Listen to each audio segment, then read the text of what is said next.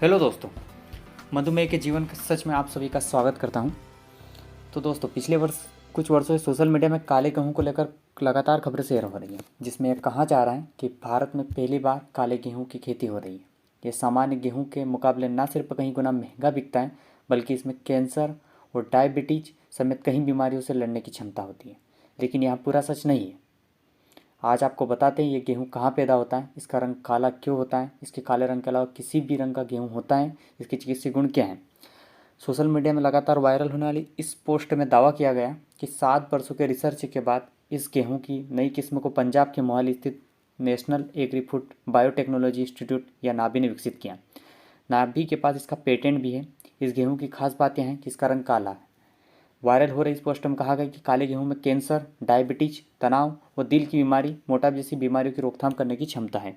इस दावे की जांच के लिए जब कई प्रतिनिधि मोहाली स्थित नाभी पहुंचे तो उन्होंने इस गेहूं की फसल को देखी। उन्होंने पाया कि शुरू में इसकी बालियां भी आम गेहूं की जैसी हरी होती हैं। पकने पर दानों का रंग भी काला होता है। ज़्यादा जानकारी के लिए जब नाभी की साइंटिस्ट और काले गेहूं के project head doctor Monika Garg से बातचीत की तो उन्होंने बताया कि नाभी ने काले के अलावा नीले और जामुनी रंग के गेहूं की किस्म भी विकसित की है।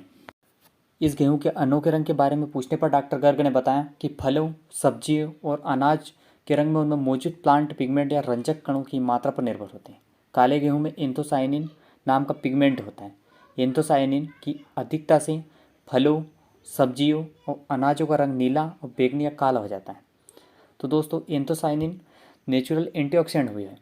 इसी वजह से यहाँ सेहत के लिए फ़ायदा माना जाता है।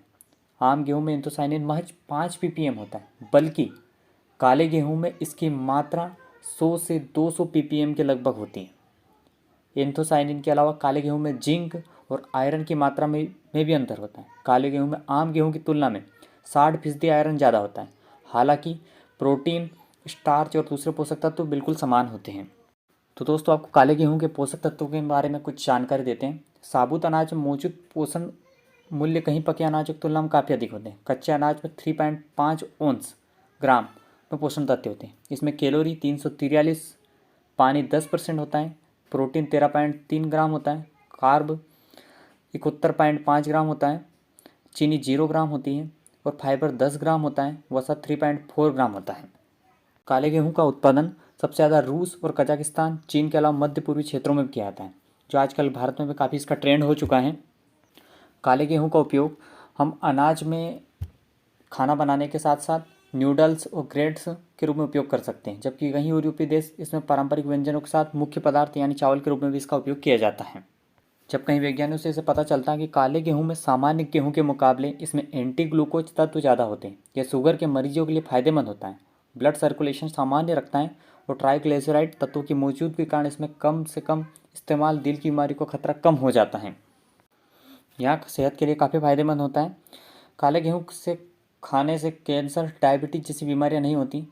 और इसी पर डॉक्टर गर्ग का कहना है कि चूहों पर किए गए प्रयोगों में देखा गया कि ब्लड कोलेस्ट्रॉल और शुगर कम हुआ है, वजन भी कम हुआ, लेकिन इंसानों पर भी इतना ही कारगर होगा या नहीं, ऐसा कहा जा सकता है।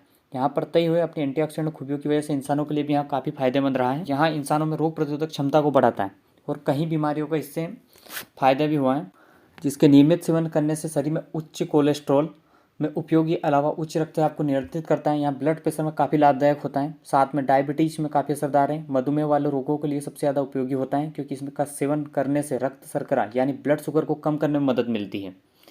आंतों के इन्फेक्शन को खत्म करने में यहाँ काफ़ी कारगर होता है। रोजाना काले गेहूँ को अलग अलग रूपों से सेवन करने में शरीर में फाइबर का स्तर बेहतर होता है और आंतों के इन्फेक्शन को ठीक करने में मदद मिलती है। नए उत्तकों को बनाने में काफ़ी कारगर है।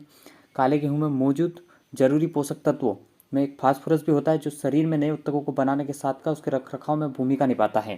तो दोस्तों, इन काले गेहूं में प्रोटीन, मैग्नीशियम के अलावा आयरन भी भरपूर मात्रा में पाया जाता है। ऐसे में अगर आप रोजाना काले गेहूं का सेवन करते हैं तो शरीर में रक्त की या कमी यानी एनीमिया को बीमारी को बिल्कुल दूर किया जा सकता है। इससे शरीर में ऑक्सीजन का स्तर बिल्कुल सही बना रहता है।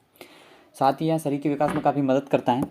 काले गेहूं यानी साबुत अनाज में मैग्नीज उच्च मात्रा में पाया जाता है। मैग्नीज स्वस्थ चयापचय, विकास और शरीर के एक एंटीऑक्सीडेंट सुरक्षा के लिए आवश्यक भूमिका निभाता है। यहाँ कोलेस्ट्रॉल को भी काफ़ी कम करता है। काले गेहूं में असंतृप्त वसीय अम्ल और फाइबर उच्च मात्रा में पाया जाता है। ऐसे नियमित रूप से काले गेहूं का सेवन करना उपयोगी होता है।